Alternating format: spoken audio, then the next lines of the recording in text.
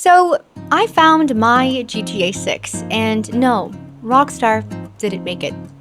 Let me explain. Last week, 4 trailers dropped that made me feel something I haven't felt in months. Actual excitement about gaming. Not hype or obligation, but just pure excitement. Kind of like taking a deep breath after being underwater. ANANTA, Palworld, Petit, and Animo, 4 games from Eastern developers that reminded me that this industry is supposed to be fun. Do you remember when that was the whole point? And as a certified weeb, I need you to understand. I have seen this joke floating around, but I am dead serious. ANANTA probably is my GTA 6, unironically. But the industry has been a lot lately, you know? CEO meltdowns, lawsuits, chaos everywhere. It has been kind of exhausting, but these 4 trailers, they remind me of something that the industry keeps forgetting, and I think that they're revealing something really important about where gaming could go if we just let it. Before we dive in, thank you guys so much. We actually just hit 200,000 subscribers, so that is wild, and I do hope that my original 300 can see us now. To celebrate, we are going to do a Q&A, so stick around to the end to learn more about that. Back to the trailers. Why did they impact me so hard? Probably a few different reasons. The main one being the AAA industry has been totally unhinged lately. We've got political activism openly invading the space.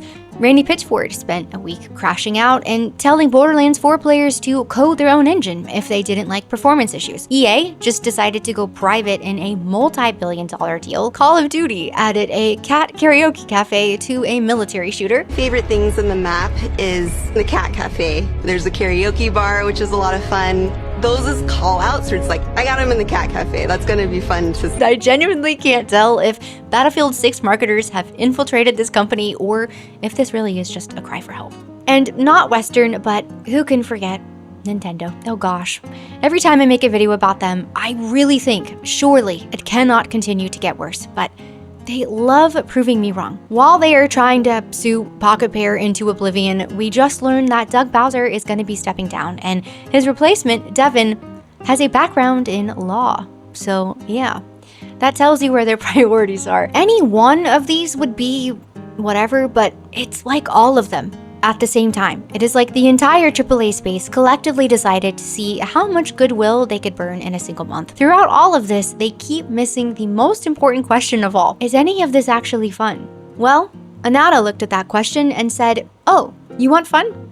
We'll give you fun. And clearly Nintendo isn't the only company that should be worried about these Eastern devs. It appears that they want to come for Rockstar too. I will admit, my interest in this game is a little bit strange because I've admitted before, I was never really a GTA person, even though I am intrigued for GTA 6, but that's mostly because of my love for Red Dead Redemption 2. But I have learned to be cautious even when it comes to Rockstar. And as I am watching this ANANTA trailer, I'm thinking, I don't know, I don't even think I need Rockstar's version anymore, because this looks like everything I actually would be interested in from a GTA game, and they didn't need a decade to make it. Besides the very cute anime-esque characters, the game just looks fun. Not only technically impressive, though it looks to be, but just genuinely really fun. It's that the whole game looks like somebody sat down and asked, what would make this enjoyable? And then just started adding a ton of things. The traversal is really dynamic. You can swing around like Spider-Man. You can swap between 4 different unique characters whenever you want. Fights are breaking out organically in the streets. NPCs are having actual conversations. Supposedly, the city remembers you and things are happening whether you're watching or not. It looks like the team just kept asking themselves, what mechanics should we add? And the answer was always yes. It looks like it has driving that doesn't feel like steering a refrigerator, subways, rooftops, helicopters, all feeling equally polished. And I am watching this trailer thinking about every other open world game where the city is just a pretty movie set. Beautiful, but hollow. And ANANTA looks very much alive. It is giving kind of Yakuza vibes, but with the scale and freedom of GTA. That combination definitely sounds like a dream. Now, I know what you're thinking. It's free to play, and that sounds too good to be true. It's probably gacha as heck, right? I am taking this with a grain of salt, but the team has confirmed that it is not a gacha game and that they are focused on making the game fun first. The monetization feels secondary instead of the game's entire foundation, and it looks like they want you to really enjoy exploring the city, and that gets me very excited. And if you thought ANANTA was bold, Pocket Pair looked at Nintendo's lawsuit and said, bet.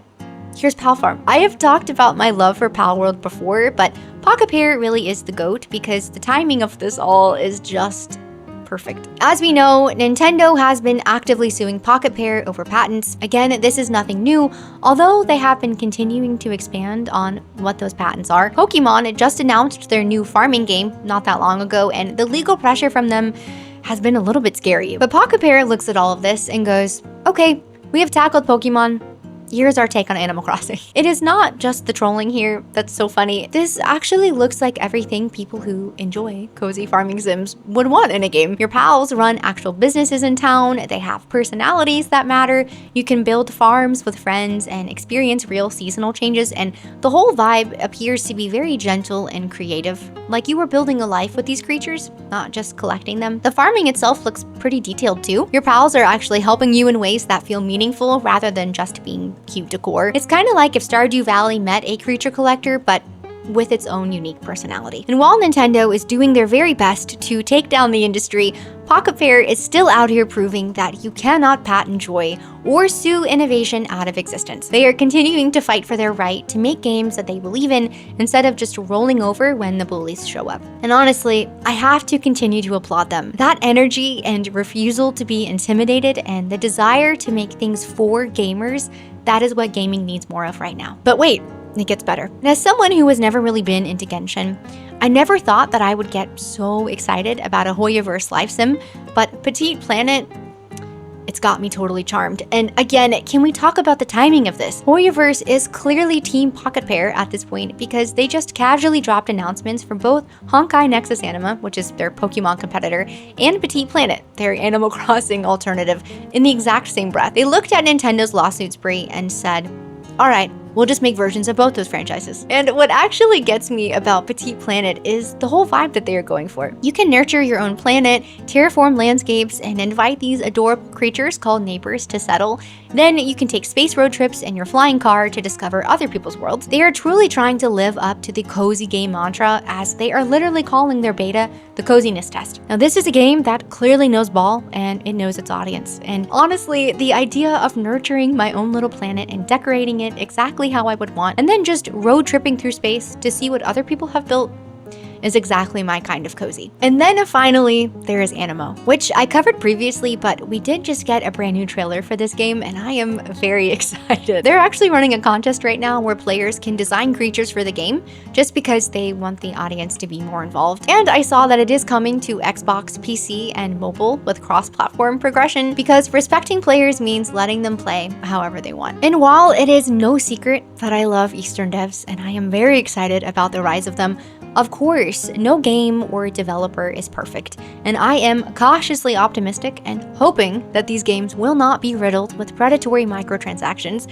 But here is the difference. Even when that monetization exists, it does look like these games at their core still want you to have fun. So when you take a step back and look at all four of these together, here's what they're showing us. Western AAA has spent years drilling into us that games have to be expensive. They've told us that games should take a decade to build and cost hundreds of millions of dollars to do it. They have to cater to the modern audience.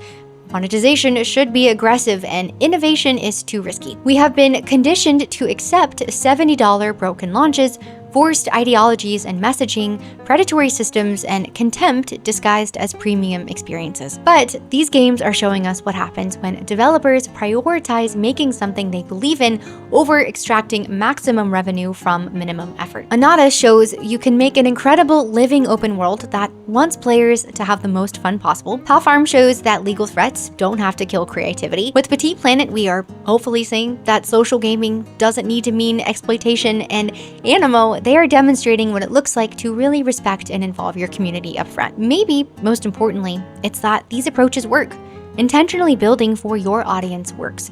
Eastern devs are no stranger to this, because when you make games for actual players instead of non-existent audiences or shareholders, players will show up with their wallets. And we do not have to accept what Western AAA or Nintendo is selling us. We do not have to settle for that. The alternative is here, and I could not be more excited. And yes, I think it is safe to say that I have found my own personal GTA 6. You know what? Maybe these games will disappoint, that absolutely could happen. Maybe I am overhyping trailers, like I have been hurt before, and let's be real, I have. But right now, in this moment, they remind me that games can feel purely magical instead of manipulative, that developers can remember why they started making games in the first place, and what it looks like to show respect to your audience. The excitement that I felt as a kid loading up something new, it feels very alive and well with these upcoming games. These 4 trailers have definitely given that feeling back to me, and I did not realize how much I'd missed it until I recognized it over the last week. If you made it to the end of this video, thank you so much for being here. Thank you so much for 200,000 subs. I am genuinely so glad you guys are all here. To celebrate, I would love to do a Q&A with you, so I'm gonna pin a comment below, and if you've ever had any burning questions for me, now is the time to go ahead and ask them. So please drop your comments in the thread below, and I will try to get to as many as possible. Thanks again for being here, and I will see you in the next one.